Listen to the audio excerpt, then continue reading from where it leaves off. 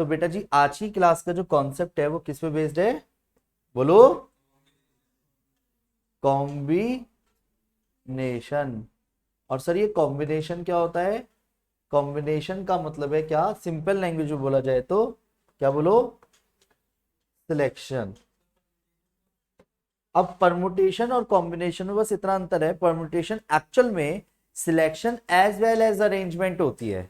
तो परमुटेशन में हम अरेंजमेंट वर्ड तो बोल देते हैं, पर कोई भी चीज अरेंज करने से पहले सिलेक्ट होता है। तो कहीं ना कहीं अब ये फॉर्मूले से आपको मैं डिफाइन करने वाला हूं कि परमुटेशन ही ज्यादा दिक्कत देता है, कॉम्बिनेशन तो वर्ड ही बहुत क्लियर है, सिलेक्शन। और क्योंकि सिलेक्शन में क्या होता है, जैसे अगर मैंने आपसे कोई याद हो, मैंने आपसे जब ये कहा था ए बी सी डी, तो 3 अल्फाबेट सिलेक्ट करो, तो आप कौन से सिलेक्ट करना चाहते हो?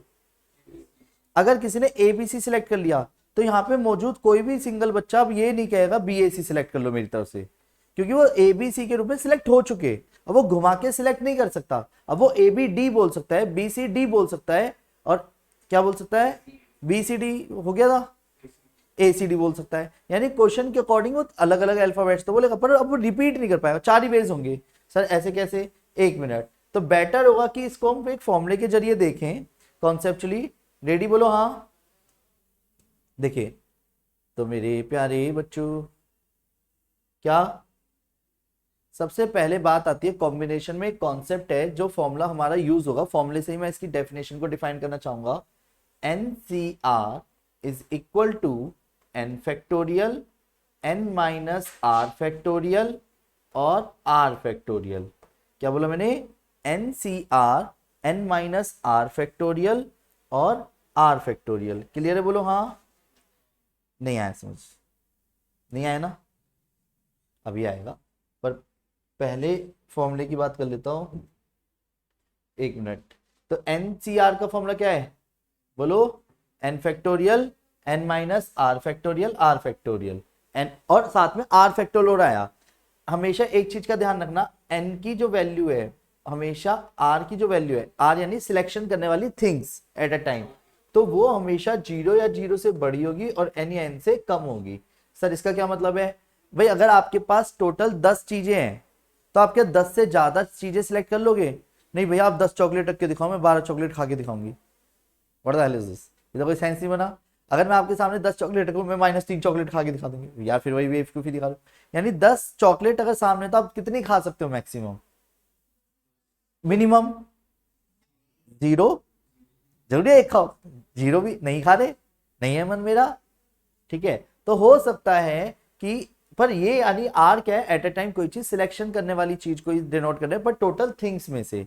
पर सर इसका फॉर्मूला कैसे होगा? बेटा पहले कॉन्सेप्चुअली समझते हैं, फिर क्वेश्चन को करके दिखाई रहा हूं। अगर मैं इसी को थोड़ा सा तोड़ता हूं एनसीआर को, तो अगर आप नोटिस करो इतना फॉर्मूला क्या कहलाता है, ये वाला इतना हिस्सा, ये होता है एनपीआर का फॉर्मूला। याद है? क्योंकि हमने सीखा था एनपीआर का भी एक फॉर्मूला होता है। एनपीआर का फॉर्मूला परमुटेशन में जब हमने सीखा था, n factorial n minus r factorial. बस इसमें क्या हो गया, r फैक्टोरियल और आ गया है ना? यानी मैं गलत तो नहीं लिख रहा अभी भी, एक ही बात है, समझाने के लिए कर रहा हूं। ये r फैक्टोरियल इंटू में ले गया, ये r फैक्टोरियल इंटू में ले गया, कुछ गलत तो नहीं है। तो मैं सिर्फ ये समझाने के लिए लिख रहा हूं कि एनपीआर का मतलब क्या होता है, NCR into r factorial. NCR का फॉर्मूला क्या होता है बोलो? NPR is equal to NCR और R फैक्टोरियल। भाई टेढ़ा मेढ़ा लिख रहा हूं क्या? चलो कोई दिक्कत नहीं, ये क्लियर है। अब इसका मतलब क्या है देखना भाई, किसका है। तो NPR मतलब अरेंजमेंट, पर पॉइंट क्या है, selection as well as arrangement is called permutation. Sir ऐसे कैसे? जब आपने कोई चीज सिलेक्ट करी तभी तो उसे अरेंज करोगे। एग्जाम्पल से समझाने की कोशिश करूंगा। मान लो कि मैंने एक अंकित वर्ड लिखा और मैंने आपसे कहा कि 3 अल्फाबेट पहले सिलेक्ट करो, तो आप क्या लिखोगे? 5C3। समझ गए? कोई भी अल्फाबेट सिलेक्ट करने के लिए क्या लिखोगे? 5C3। पर उस 3 को अरेंज भी तो करोगे वर्ड बनाने के लिए, वो 3 आगे पीछे कभी भी हो सकते हैं ना, तो 3 फैक्टोरियल, ये वो चीज हो गई। तो इसलिए selection as well as arrangement is called permutation. पर बाहर में जान दो ना, एक बेसिक सा सीधी बात है, क्वेश्चन कैसे करना है सर ये बताओ, ये फालतू की थ्योरी वोरी वैसी समझ ना आती। चल ठीक है, ना आ रही तो बाहर में जान दो। मेन है कि क्वेश्चन कैसे करना है, कि जब क्वेश्चन की हैबिचुअल हो जाएंगे तब ये चीजें भी अच्छी लगने लगती हैं। तो पहला क्वेश्चन मैं, 2 क्वेश्चन मैं करूंगा, 2 क्वेश्चन फिर आप करना। रेडी? सबसे पहले पॉइंट आता है एनसीआर का। क्या बोला मैंने? तो मेरे पहला क्वेश्चन है कि 5c2 की आपको वैल्यू सॉल्व करनी है। Find the value of 5c2। तो 5c2 को कैसे लिखेंगे? 5c2 is equal to 5 factorial 5 minus 2, पहले यही लिखवा 5 माइनस 2 फैक्टोरियल। फॉर्मूले के अकॉर्डिंग क्या हुआ? n factorial n minus r factorial और 2 फैक्टोरियल। ये क्लियर है? बोलो हाँ। अब 5 फैक्टोरियल 5 माइनस 2 3 फैक्टोरियल और ये 2 फैक्टोरियल। 5 को धीरे धीरे जब तोड़ेंगे तो कहां तक तोड़ेंगे जान के? आप तो बहुत शार्प हो गए। यानी 5 into 4 into 3 factorial upon 3 factorial और 2 इंटू 1, ये कटा 2 2 जा 4, तो आंसर क्या आ गया?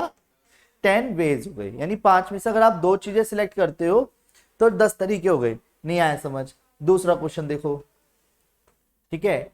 तो वेट, इसको लेकर के कंफ्यूज मत होना। पहले मैं सी लिख रहा हूं, सी यानी कॉम्बिनेशन वाला फॉर्मूला लगाना है। अगर मैंने आपसे कहा 10c3 की वैल्यू सॉल्व करनी है, तो फिर से बताओ 10c3 को कैसे सॉल्व करूंगा? 10 फैक्टोरियल, पहले मैं लिख देता हूं 10c3 इजिकल टू क्या आएगा? 10 फैक्टोरियल, बोलो बोलो, 10 माइनस 3 फैक्टोरियल 3 फैक्टोरियल। क्लियर? पहले बोलो हाँ। 10 फैक्टोरियल को क्या लिखूं? पहले 10 फैक्टोरियल सेम रहने देते हैं। ये 7 फैक्टोरियल है, ये 3 फैक्टोरियल है। 10 फैक्टोरियल को क्या लिख सकता हूं? 10 इंटू 9 इंटू 8 इंटू 7 फैक्टोरियल। ये क्लियर है? और 3 फैक्टोरियल को तोड़ दिया, 3 इंटू 2, ये कट गया, 3 3 जा 9, 2 4 जा 8, तो आंसर कितना आ गया एट द एंड? 120। ये क्लियर? बोलो हाँ। तो वेट, इसके जैसे अब आप 2 क्वेश्चन करोगे, बोलो हाँ। तो पहले आपको क्या करना है, ये नोट छोटा सा नोट करिए पहले, नन्ना सा, उसके नीचे क्वेश्चन करना है। ये करने में कोई बुराई नहीं है। 7c3 की वैल्यू फाइंड करनी है, पहला क्वेश्चन। दूसरा 10 7 6 8 c2 की वैल्यू फाइंड करनी है, दूसरा क्वेश्चन। ठीक है? पहले ये 2 क्वेश्चन करिए छोटे छोटे।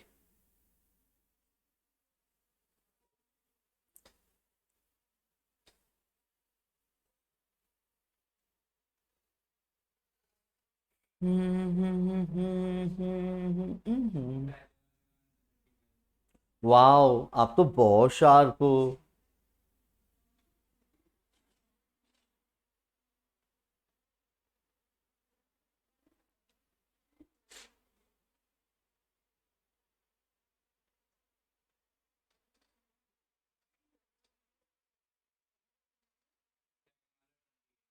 Oh wow, so cool, extra ordinary sharp हो। पर क्यों मुझे ऐसा लग रहा है कि तेरा दूसरे वाले का गलत आया है? हाँ सही है, पर ऐसे बोलने में क्या आता है? चेक कर रहा था वो यार, तुमने मॉल लगा दी। बिजी कर रहा था एक तो मैं भैया को दोबारा सेम क्वेश्चन के लिए। तो पहले का आंसर कितना है आपका? आराम से करिए, जल्दबाजी बिल्कुल भी नहीं है। औरों को देख करके अपने आप को नॉर्मल ना समझे। हाँ 8 है यार, राइटिंग तो अच्छी है वैसे। It's okay. नहीं आया समझ?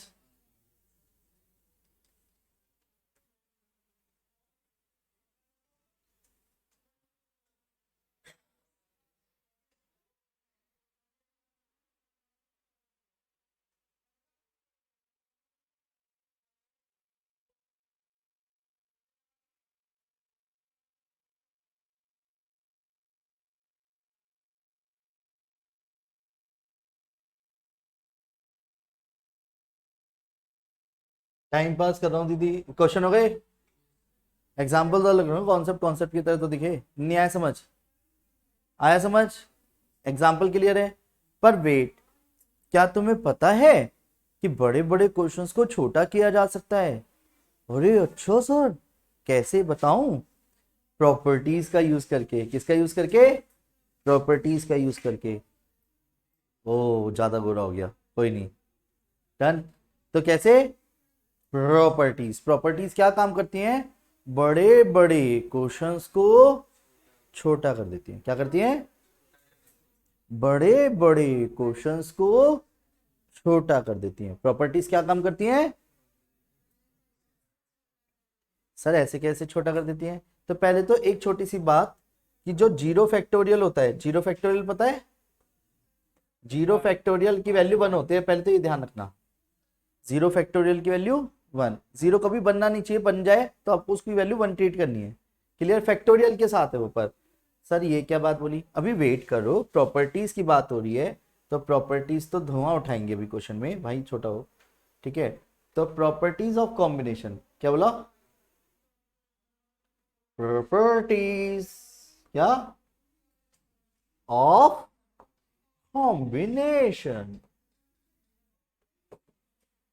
रेडी? प्रॉपर्टीज ऑफ कॉम्बिनेशंस, यानी कि बड़े बड़े क्वेश्चंस को छोटा कैसे किया जाए। तो पहला क्वेश्चन ये रहा आप सभी के सामने। पहली प्रॉपर्टी देखिए मेरे प्यारे बच्चों, NC0 या फिर NCN। पहले इसका मतलब क्या है? इसका मतलब है एक भी चीज सिलेक्ट नहीं करी या सारी ही सिलेक्ट कर ली। मैंने कहा चलो आज सारे वाव चलते हैं, खूब इंजॉय करके आएंगे। तो यानी क्या हुआ? मैंने सारे ही सिलेक्ट कर लिए, तो एक ही तो वे हुआ। मैं वे तो तब निकल के आएंगे ना, जैसे मान लो मेरे सामने 10 बंदे बैठे हुए थे और मैंने 10 में से कहा चलो बेटा 2 बच्चे चल रहे हैं, तो उसमें 2 सिलेक्ट करने के वे हो गए, 10 में से 2। 10 इंटू 9 डिवाइड बाई 2 भी करेंगे तो 9 5 45, 45 वेज हो गए, यानी 45 तरीके से 2 बंदे सिलेक्ट कर लेता। पर जब मैंने ये कह दिया 10 के 10 बंदे चलो, सर ये क्या कह रहे हो? अभी वेट, पहले इसकी वैल्यू 1 होगी। सर इसकी वैल्यू 1 कैसे? बेटा समझ लो, अभी बता रहा हूँ, एग्जाम्पल करके दिखाऊंगा प्रॉपर। जैसे कि अगर मैंने आपसे कहा 7C0, तो आपको ज्यादा सोचने की जरूरत नहीं है। 7C0 की वैल्यू क्या होगी? 1। 7C0 की वैल्यू 1। 11C11 की वैल्यू क्या होगी? 1। मतलब ये और ये सेम दिखे तो आंसर क्या बोलोगे आप? 1। 8C0 आंसर क्या हो गया? 20C0 आंसर क्या हो गया? क्लियर है? यानी अगर अब बात सर करके दिखाओ ना, बिल्कुल करके दिखाएंगे। जैसे एग्जांपल के तौर पे मैंने आपसे कहा 5C0 सॉल्व करना है आपको, तो आप सॉल्व मत करना, इतनी देर लगाना नहीं है, ये टाइम यही तो सेव हो रहा है। प्रॉपर्टी ने क्या काम किया? बड़े क्वेश्चन को छोटा कर दिया एकदम से। हमें छोटी सी बात याद रखनी है बस, हमें एक फॉर्मूले की तरह हो गया कि अगर एक भी चीज सिलेक्ट नहीं कर रहे या सारी की सारी सिलेक्ट कर ले, वो एक होता है। सर कैसे? 5 फैक्टोरियल लिखोगे इसे, और अपॉन में 5 माइनस 0 फैक्टोरियल, यानी 5 फैक्टोरियल और फिर 0 फैक्टोरियल अलग से आएगा, n factorial n minus r factorial r factorial. अब नोटिस करो तो ये तो कट गया, तो 1 और 0 फैक्टोरियल की वैल्यू 1 होती है, तो आंसर क्या है? 1। ओहो, इसलिए चलो ऐसे ही ले लेते हैं। मान लो अगर मैंने आपसे कहा कि 12C12 आपको सॉल्व करना है, 12C12 को कैसे सॉल्व करोगे? 12 फैक्टोरियल, 12 माइनस 12 लिखोगे नीचे, 12 माइनस 12 कितना आएगा? 0 फैक्टोरियल और 12 फैक्टोरियल, ये कट जाएगा तब भी बनाया। तो यानी एक चीज तो क्लियर है, क्या? कि अगर आपको किसी भी सिंगल क्वेश्चन में नीचे 0 दिखता है या n दिखता है, तो वैल्यू क्या होगी इसकी? 1। 7C0, 18C0, 19C0, 11C11, 20C20, 15C15। नहीं आया समझ? वेट, तो ये एकदम से क्लिक अपने आप हो जाएगा फॉर्मूले की तरह, लाइक ट्रिगो, है ना। दूसरी प्रॉपर्टी, हो सकता है कि मैं एक ही चीज सिलेक्ट करूं, 10 में से एक चीज सिलेक्ट करें, या फिर एक कम करके सिलेक्ट करें। नहीं समझे? यानी n-1, तो आंसर होता है n। कैलकुलेशन करने की जरूरत नहीं पड़ेगी। जैसे मान लो 10 में से मैंने कहा यार 10 में से एक ही बंदे को लेके जाऊंगा, तो ऐसे तो कॉमन सेंस है, आप खुद ही लगा लोगे, 10 तरीके हो गए। मैंने कहा यार 10 जने मेरे सामने हैं, मैंने कहा 10 जनों में से एक ही जना सिलेक्ट करूंगा बस मैं। अब तो कितने हो गए? पहले को कर सकता हूँ, दूसरे कर सकते, तीसरा, चौथा, पांचवा, छठा, सातवां। ये तो काउंटिंग ही क्लियर हो रही है, पर फिर भी फॉर्मूले से समझते हैं। मैंने कहा अगर 10C1 दिखेगा तो आपका आंसर क्या हो गया? 10। सर ऐसे कैसे? 10C1 को सॉल्व करके देखो। 10C1 को कैसे सॉल्व करूंगा? 10 factorial, done. 10 factorial, clear? AC भी चला दियो बेटा, दीदी आगे जाओ। और आगे जाओ। दीदी कुछ ही गई, अच्छी है दीदी, अनन्या नाम है दीदी का। कह रहे मिलनी है कल, ठीक है। एसी ऑन कर दे।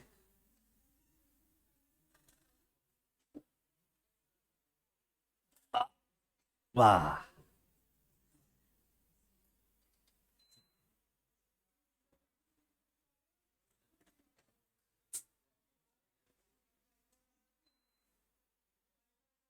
ऑन हुआ बंदुआ,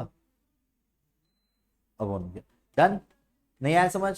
नहीं आया मेरे बच्चे, प्यारे बच्चे। वासु एक से वो करण, स्पेशली 1 मिनट के लिए ध्यान दीजिएगा। बहुत नन्ही सी बात बताई है बस मैंने भी। एनसीआर जैसे एनपीआर का फॉर्मूला होता था, ऐसी एनसीआर का कॉम्बिनेशन का फॉर्मूला होता है। कॉम्बिनेशन को डिनोट तो किससे क्या आता है? NCR, C N comma R से या एनसीआर से। बात एक ही है, पर एन फैक्टोरियल अपन एन माइनस आर फैक्टोरियल होता था, डिवाइड में आर फैक्टोरियल हो रहा है बस। जिसमें मैंने बस इतनी सी बात नन्ही सी बताई है कि अगर नीचे 0 हो या n हो तो आंसर 1 होगा, जो अब मैं यही वाला कर रहा हूं। कैसे? अब अगर मैंने कहा 12C12 करता तो 1 आता, पर 12C11 सुनो, मान लो मुझे नहीं आता तो मैं 12C11 को सॉल्व भी तो करता। अब 12C11 को सॉल्व कैसे करता बोलो? 12 फैक्टोरियल अपॉन 12 माइनस 11 लिखता, जो कि एनपीआर में करते करते थे, तो 1 फैक्टोरियल तो आएगा ही आएगा, इनटू में जो है वो भी आएगा। ये क्लियर है? बोलो हाँ। तो 1 फैक्टोरियल तो 1 ही होता है, तो 12 को कहां तक तोड़ूंगा? 11 तक। तो 11 फैक्टोरियल ये वाला ही कट गया, आंसर क्या आया? 12। ओहो, तो प्रॉपर्टीज क्या काम करती हैं? बड़े बड़े क्वेश्चंस को छोटा कर देती हैं। यानी क्वेश्चन की अगर लैंग्वेज को थोड़ा ध्यान से पढ़ा जाए तो 17C1 का आंसर क्या होना चाहिए? अगर 1 दिखे या नीचे तो n होगा। फिर से बोलो क्या आएगा? 17। 18C1 पूरा बोलो दोबारा से, मैं आपसे 3-4 बार रिपीट कराऊंगा, ध्यान से सुनना। 20C1, 18C1, 19C1, 23C1, 20C20। ये वाली चीज पे आ गया ना, यानी जितनी चीज बोली उतनी ही सिलेक्ट करा दी। तो 1, 18C18, 15C0 है ना, 15C14, क्योंकि बीच का डिफरेंस अगर एक हो, जैसे मैंने बोला 20C19 तो सॉल्व मत करना, आंसर क्या गया? 20। 16C15, 18C1 गलत हो गया, राम सम सम रवि राम गलत हो गया। हाँ, 23C22 क्लियर है? 18C0, 18C5। अब ऐसे थोड़ी ना कोई भी घुसेड़ दोगे, अब सॉल्व करना पड़ेगा। नहीं आया समझ? अब वेट, तीसरी प्रॉपर्टी, जो हालांकि मैं किसी को बताता नहीं हूं, आप सब अपने उसलिए बता रहा हूं, ठीक है? घमंड तो नहीं करोगे? हाँ जी, वो भी अपने ही हैं सारे, ठीक है बेटा? रेडी? तो ध्यान दीजिएगा, NCR और NCN-R की वैल्यू सेम होती है। सर ये कहना क्या चाह रहे हो? बता रहा हूं ना, NCR NCN-R की वैल्यू सेम कैसे? जैसे मैंने कहा आपने किसी क्वेश्चन में 10C3 सॉल्व कर रखा है मान लो, तो 10C3 को आप पता है क्या लिख सकते हो? 10C7 लिख सकते हो। पहले तो ऐसे याद करो क्या करा मैंने, इनके बीच का डिफरेंस लिख दिया, यही तो समझ आ रहा है? और मैं कह रहा हूं आंसर सेम आएगा गारंटीड। अगर आपने मान लो 12C5 सॉल्व कर रखा है पहले से, तो 12C5 को आप क्या लिख सकते हो? 12C7 लिख सकते हो। नहीं आया समझ? अगर मैंने कहा 20, फिर से समझना, 20C2 लिखा मैंने, तो आप इसको क्या लिख सकते हो? 18। पहले तो ये क्लियर है, लिख सकते हैं, पर लिख क्यों रहे हैं ये समझते हैं भाई। 10C3 को क्या लिखोगे आप फॉर्मूले के अकॉर्डिंग? 10 फैक्टोरियल अपॉन फैक्टोरियल, ये लिखते। फिर 10 फैक्टोरियल, 7 फैक्टोरियल, 3 फैक्टोरियल, ये लिखते। बोलो हाँ, यहां तक तो क्लियर है? ऐसे इसको करो, क्या लिखते? 10 फैक्टोरियल, 10 माइनस 7 लिखता, फिर सॉल्व करता, फिर 7 फैक्टोरियल सेम लिखता, तो क्या आता? 10 फैक्टोरियल अपॉन ये होता। अगर आप मेरे बच्चे ध्यान से देखो, जब डिनोमिनेटर सेम है, न्यूमरेटर सेम है, तो दोनों का आंसर अलग अलग कैसे आ सकता है? आंसर तो दोनों का सेम है। तो यानी कि इस प्रॉपर्टी से हमने क्या देखा? बोलो ना। इस प्रॉपर्टी से हमने ये देखा कि यार अगर मान लो मैंने गलती से tan c3 की किसी क्वेश्चन में वैल्यू सॉल्व कर रखी थी पहले से, और मेरे को उसी सेम क्वेश्चन में tan c7 की भी वैल्यू निकालनी है, तो मुझे दोबारा मेहनत नहीं करनी, कॉन्सेप्ट्स का यूज करना है। यार टाइम क्यों वेस्ट करूं, प्रॉपर्टी है ना, NCR NCn-r के बराबर होता है। यानी अगर मुझे 16c3 कहीं पे मैंने सॉल्व कर रखा है तो 16c3 को क्या आप क्या लिख सकते हो, 13। अगर 16c5 होगा तो उसको क्या लिख सकते हो, आप लिख सकते हो 16c6 है तो क्या लिख सकते हो, पूरा बोलो, डन। 16c14 है तो आप क्या लिख सकते हो, नहीं आया क्या समझ, नहीं आया। चौथी प्रॉपर्टी, अगर NCX is equal to NCY हो, ध्यान से समझना।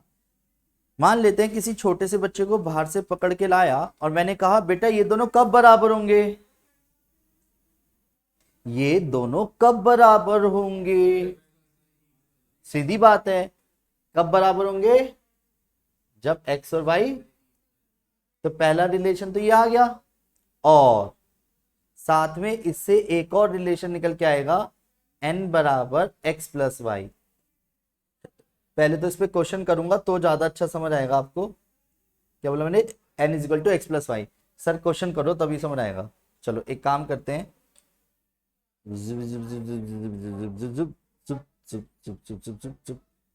देखिए क्वेश्चन में सबसे पहले ध्यान से देखते चलिएगा कि मैंने कहा अगर, क्लियर है, अगर NC3 is equal to NC14 है और find the value of n, तो इसको तोड़ेंगे थोड़ी ना बार बार,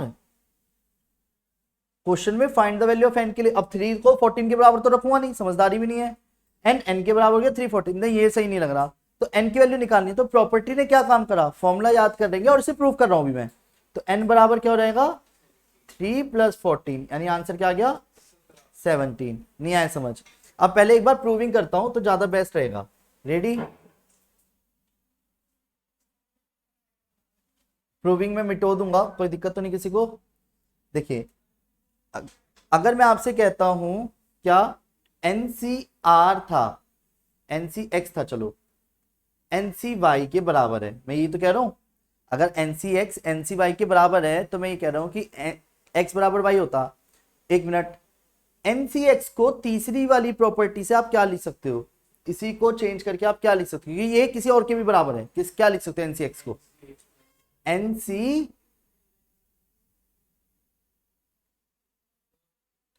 n माइनस एक्स लिख सकता हूं, नहीं आया समझ। 17C7 को आप क्या लिखते, 10, तो किस में से किसको माइनस करो, यहां पे 10 लिखते समय 17 में से 7, यानी अगर यहाँ n है और यहाँ x है तो आप क्या लिखते, n माइनस एक्स लिख सकता हूं ना, तो मैंने वही लिखा है, कुछ गलत तो नहीं लिखा। फिर वही वाली बात, जैसे आप x को y के बराबर बोल रहे थे, ऐसे ही n माइनस एक्स भी तो y के बराबर हुआ, ये भी तो आपस में बराबर हुए, और n बराबर क्या आ गया x प्लस वाई। तो यानी मेरा क्वेश्चन गलत तो नहीं था, सही बात है।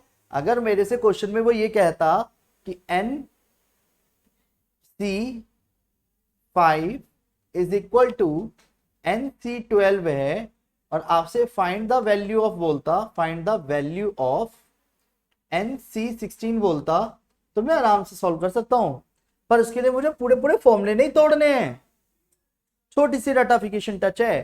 सर कैसे रटाफिकेशन टच है, अब NC5 किसके बराबर है, कुछ क्वेश्चनों में बराबर इन दोनों को भी रखेंगे, पर अभी तो कोई सेंस ही नहीं बनता 5 बराबर 12 के, नहीं तो क्या लिखूंगा, अगर ये बराबर है तो we know that, so n is equal to,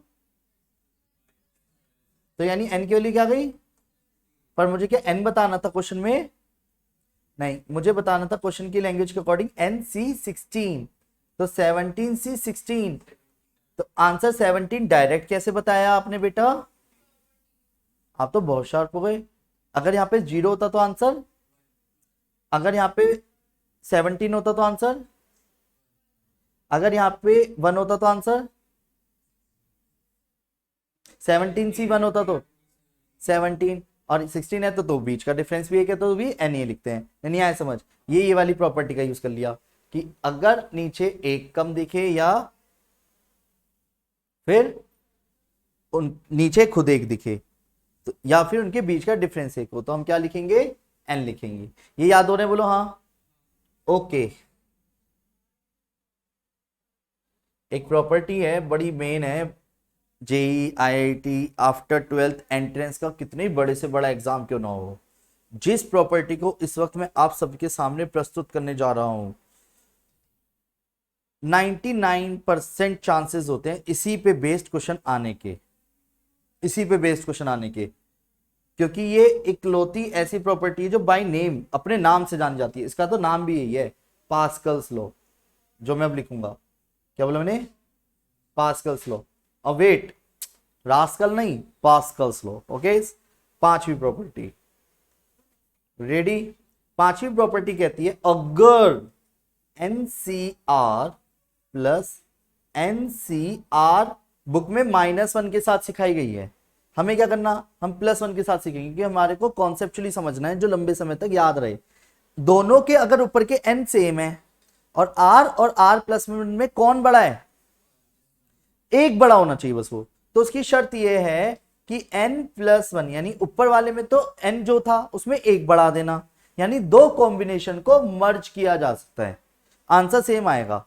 और इसमें जो बड़ा है दोनों में r+1 और r में कौन बड़ा है? तो ये वो लिखा रहेगा r+1।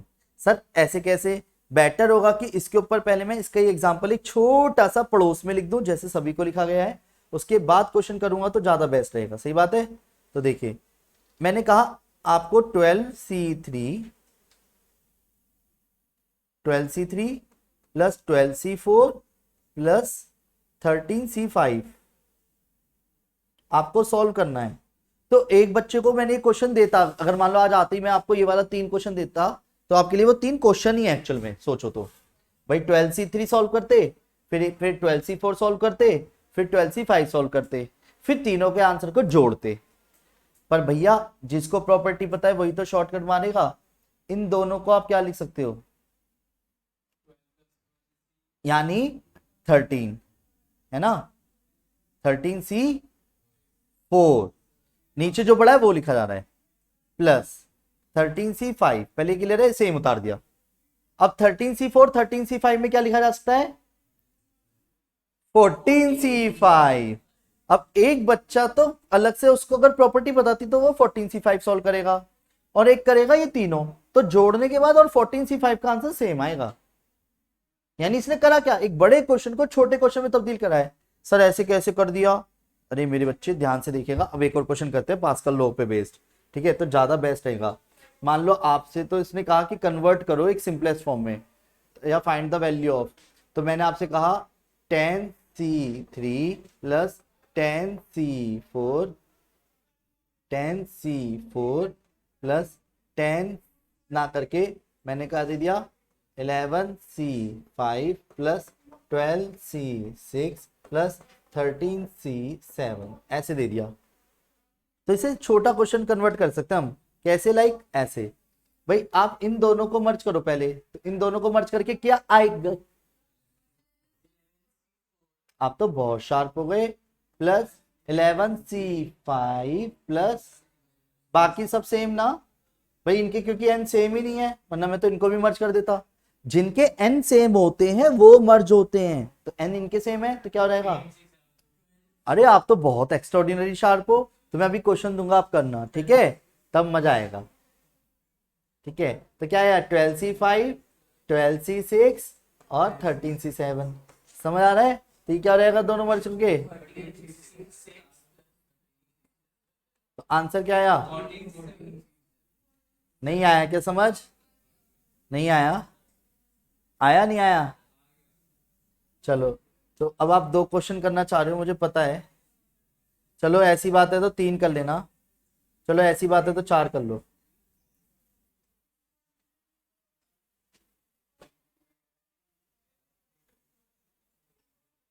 रेडी? बोलो हाँ। पहला question, if N C 3 is equal to NC 12 minus R, find the value of R। पहला क्वेश्चन। दूसरा question, if NC 5 is equal to NC 4, find the value of NC 2। Done. आराम आराम से करना, जल्दबाजी कुछ नहीं है, तसल्ली से बराबर रखना है भाई, टेंशन क्यों ले रहे हो? नहीं आया समझ? बस वही बराबर रख दो। ये तो पहला क्वेश्चन ही नाम का दिया फालतू का, जरूरी थोड़ी हर बार n is equal to x plus Y लिखे। मैंने ये भी तो बताया, दो कॉन्सेप्ट हैं उसके। Convert simplest form,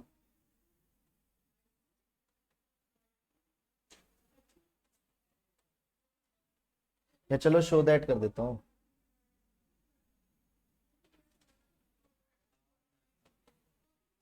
show that 20C3 20C4 21C5 22 C6 done is equal to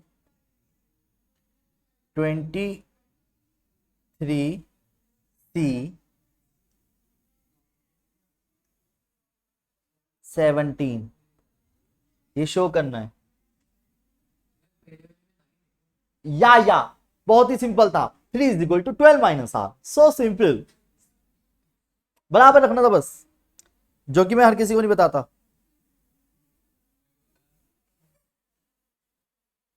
तुमने सुना है, मैंने बताया नहीं है।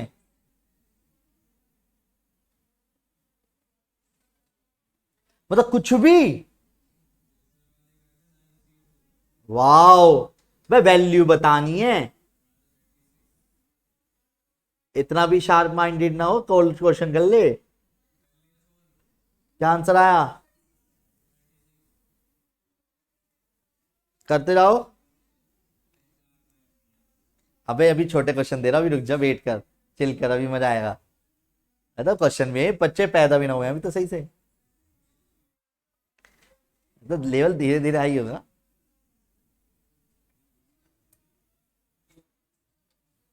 समझ आ रहा है?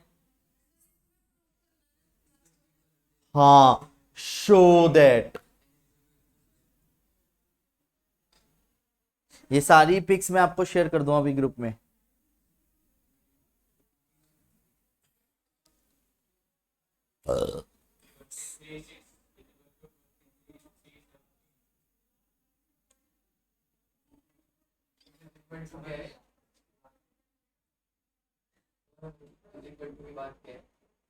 इज इक्वल टू की बात क्या है? 23 से 17।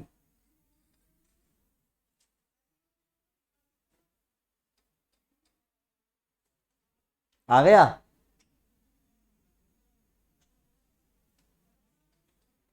शार्पनेस में थोड़ी सी कमी आ गई लग रहा है भैया। बता रहे हैं, देख सबका सबकी हेल्प करेंगे, सही बताएगा जो भी बताएगा। यस, तुम निकाल के बैठे हो, बस तुम सोचने के दायरे को नहीं बढ़ा पाए। नहीं नहीं, अब कैसे समझ गए? अब तो समझ ही जाएंगे वैसे। खैर फिर भी पहले तो आर की वैल्यू यहाँ पे 9 आएगी, यहाँ पे इसकी वैल्यू सॉल्व करके 9C2 हो जाएगी, और 9C2 को सॉल्व करके 36 बेस। और इसको जब आपने सॉल्व किया होगा 21C4 22C5 20C, तो ये 23C6 आया होगा। और we know that NCR NCN minus R के बराबर होता है, यानी कि ये कौन है? ये 23C17 ही तो है।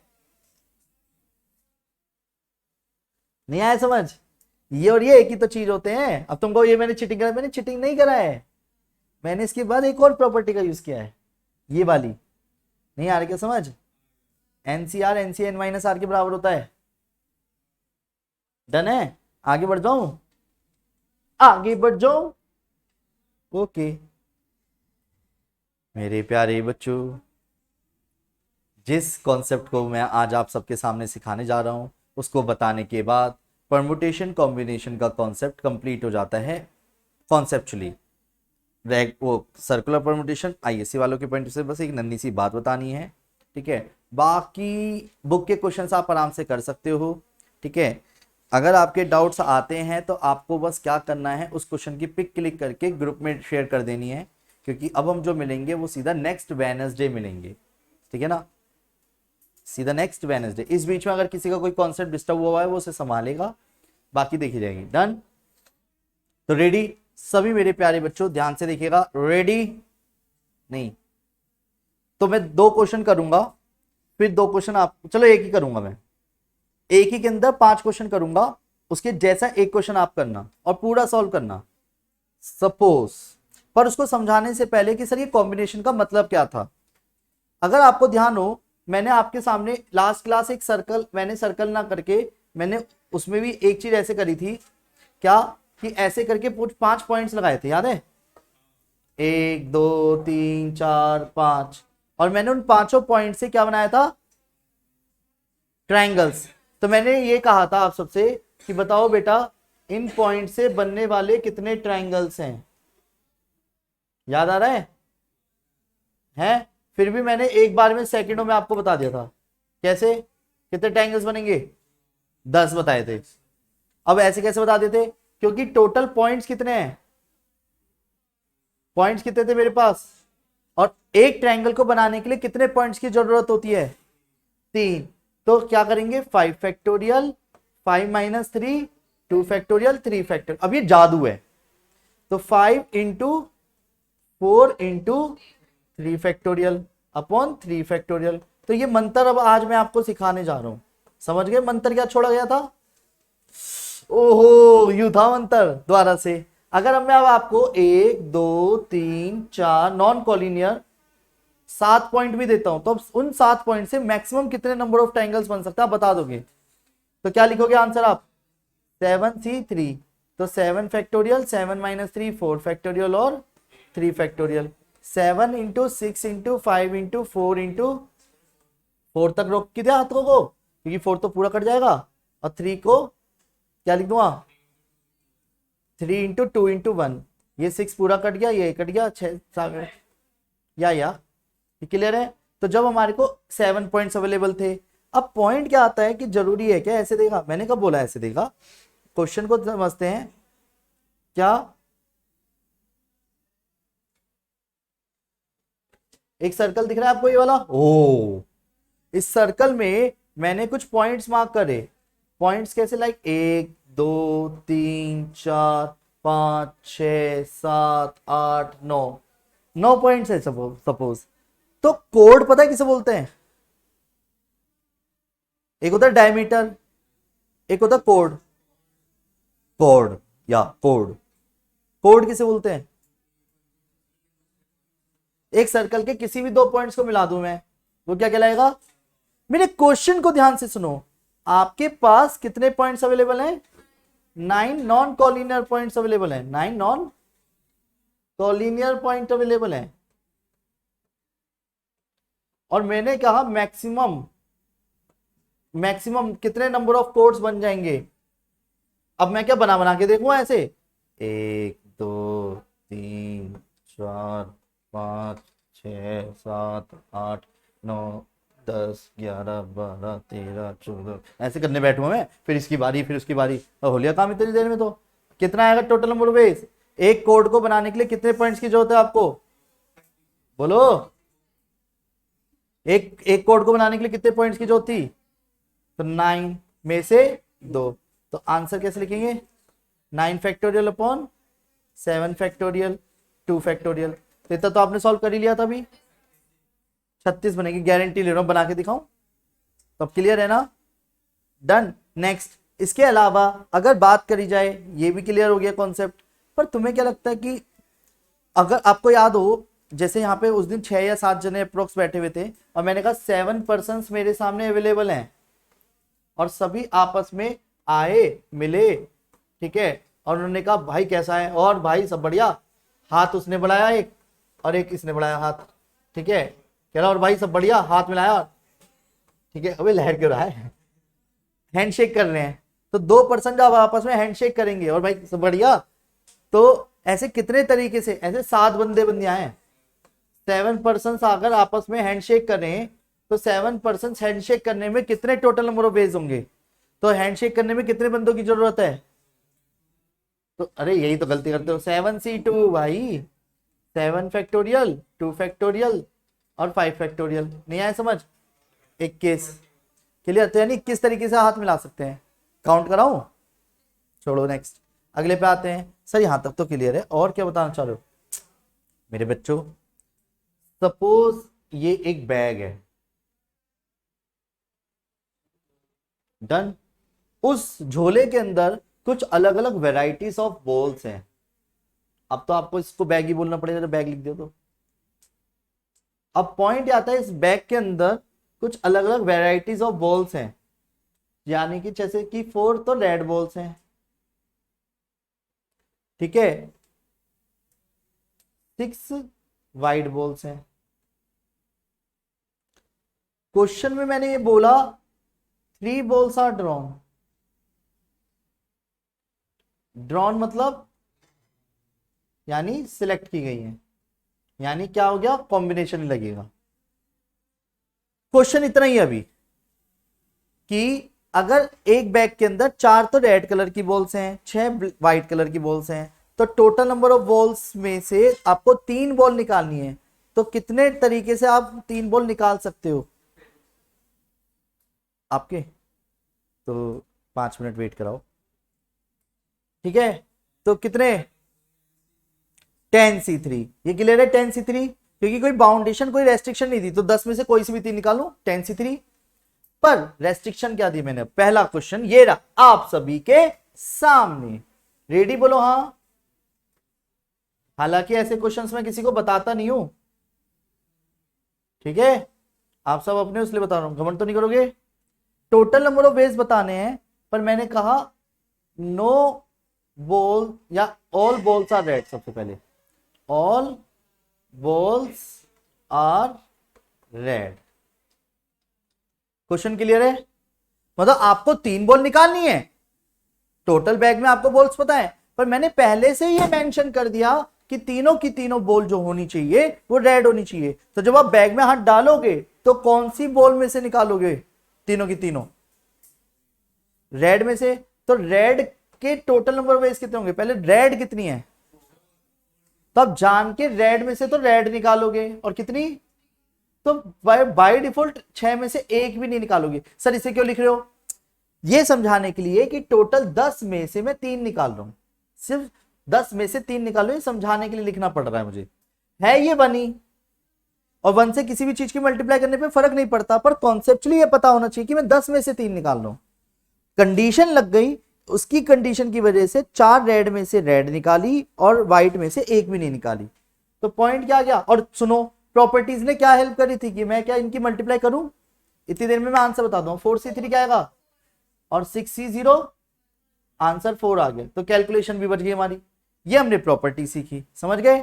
फिर दोबारा से समझते हैं क्या, कि अगर मैं आपसे कहता हूं कि एग्जैक्टली, क्या बोला मैंने, एग्जैक्टली 1 बॉल इज रेड, यानी 1 बॉल इज रेड, इसका मतलब ये नहीं कि आप एक ही बॉल निकालोगे, क्वेश्चन पूरा मेंशन है, क्वेश्चन में वो इस तरीके से बोलेगा, a bag contains 4 red and 6 white balls, if 3 balls are drawn find the total number of ways, exactly 1 ball is red, ऐसे बोलेगा वो तो।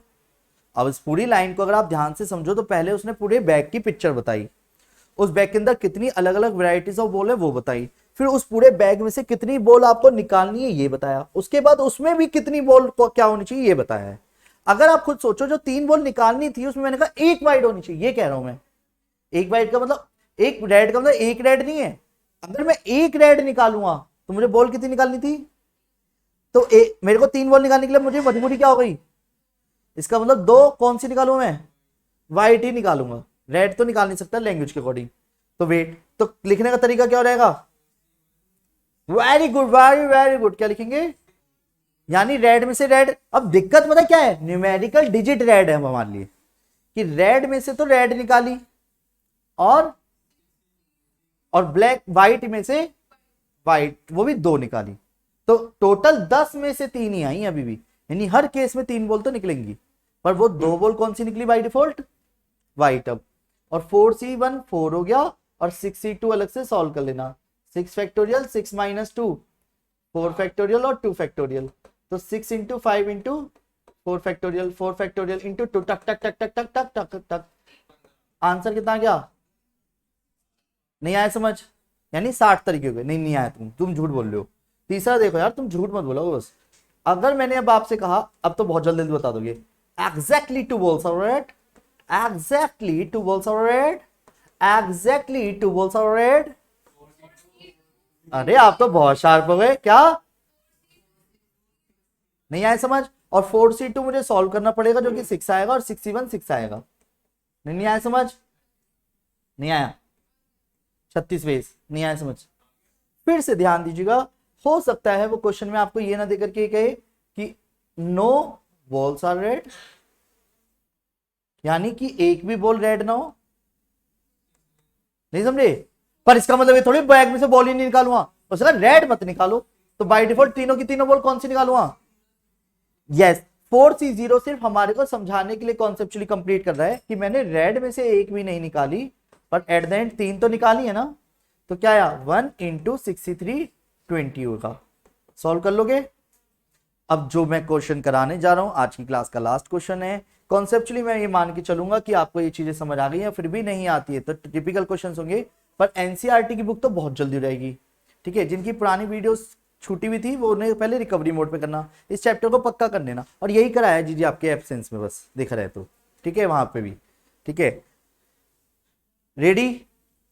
अगर मैंने कहा एटलीस्ट, क्या बोला मैंने, एटलीस्ट 1 बॉल इज रेड, शब्दों पे ध्यान दीजिएगा, अगर मैंने याशिका दीदी को यहाँ पे बुलाया, मैंने कहा बेटा याशिका आपके सामने 3 चॉकलेट्स रखी हैं, वो सो यम्मी सर, क्वेश्चन सही है, चलेगा, 3 चॉकलेट्स रखी हैं, क्वेश्चन को ध्यान से समझेगा, और मैंने दीदी से कहा दीदी एक चॉकलेट पिक कर लीजिए, तो एक ही करेगी, पर मैंने कहा कम से कम एक चॉकलेट उठाओ, तो ये कितनी नंबर ऑफ चॉकलेट्स उठा सकती है, अरे क्या बात कर रहे, शब्दों पे ध्यान दो, एटलीस्ट मतलब कम से कम, मैंने कहा बेटा तू कम से कम एक चॉकलेट खा सकती है, तो क्या आया, एक, ज्यादा में क्या 2 3, कितने केस बने 1 2 और 3, ऐसी समझना, एटलीस्ट 1 बॉल इज रेड, यानी एक रेड बॉल, कम से कम एक रेड बॉल निकालनी है, तो कितनी बॉल निकाल सकते हो बैग में से, एक भी निकाल सकते हो और 3 भी, पर वेट ये 3 केस हो गए ना, पर जब आप एक रेड निकालने की बात कर रहे हो तो उसमें 3 बॉल निकालनी पड़ेगी आपको, उस केस को पूरा करो, बात को उस मतलब को पूरा करो पहले, तो माइंड में सेट, हमने माइंड सेट बनाया यहाँ पे एक, समझना एटलीस्ट 1 बॉल इज रेड, समझना कॉन्सेप्चुअली समझते हैं यार, 3 बॉल निकालनी थी बैग में से, 4 रेड अवेलेबल है, 6 व्हाइट अवेलेबल है, मैंने कहा 4 रेड में से कम एक रेड निकालनी है, बात खत्म, तो आपने कहा भैया एक रेड निकाल सकते हैं, 2 भी निकाल सकते हैं, 3 भी, मैंने कहा ठीक है, जब एक रेड निकाल रहे हो, शब्दों पे ध्यान देना, तो आप क्या लिखते हैं 4c1, तो ये केस पूरा नहीं हुआ अभी, और मैं एकदम से 4c2 नहीं लिखूंगा, क्योंकि 10 में से 3 निकालनी थी, तो मुझे उस केस को पूरा करना पड़ा, यानी जब एक रेड निकाली गई तो 2 ब्लैक निकाली गई हैं, तो इसका मतलब एक रेड निकाली गई अभी और 2 ब्लैक, ये क्लियर है, पहले बोलो हाँ, प्लस जरूरी है कि एक रेड निकालता, लैंग्वेज के अकॉर्डिंग अगर वो एक बोलता तो एक तो निकाल दी हमने ये क्वेश्चन, पर इसका मतलब एक भी निकाल सकता हूं, 2 भी निकाल सकता हूं, 3 भी निकाल सकता हूं, पर जब 2 निकालूंगा तो एक व्हाइट, और जब 3 रेड निकालूंगा तो एक भी व्हाइट नहीं ना, कभी नहीं, कतई भी नहीं, इसका कोई सेंस भी नहीं है, पी वाले से लेना देना भी नहीं है, क्योंकि अरेंजमेंट होते हैं ना वो तो प्रॉपर, बॉल को रख के शफल मारता, ये तो बॉल ही निकाल लो बैग में से, समझ गया, सिलेक्ट कर रहा हूं ये तो मैं, डन, तो इसको सॉल्व कर लेंगे, 4c1 62 सॉल्व कर रखा था 60, 4c2 36 और 4c3 ऊपर है कितना, तो 100 वेज हो गए, नहीं आए समझ, बाकी शुरू में दिक्कत लगेगी, पर ये ताश के पत्तों में चले आएगा, कि मान लो आपको ताश के पत्तों में जैसे किंग होते हैं 4, बाकी हर्ट स्पेड क्लब ऐसे होते हैं, तो मान लो आपको एक क्लब चाहिए, तो क्लब निकालना है, तो क्लब में से निकालना 13c1, बाकी अदर्स में से निकालना, वो दोबारा से तरीके से बताई जाएंगी। पर मैं फिर रिपीट कर रहा हूं, यहां तक समझ आ गया? बोलो हाँ, कोई दिक्कत?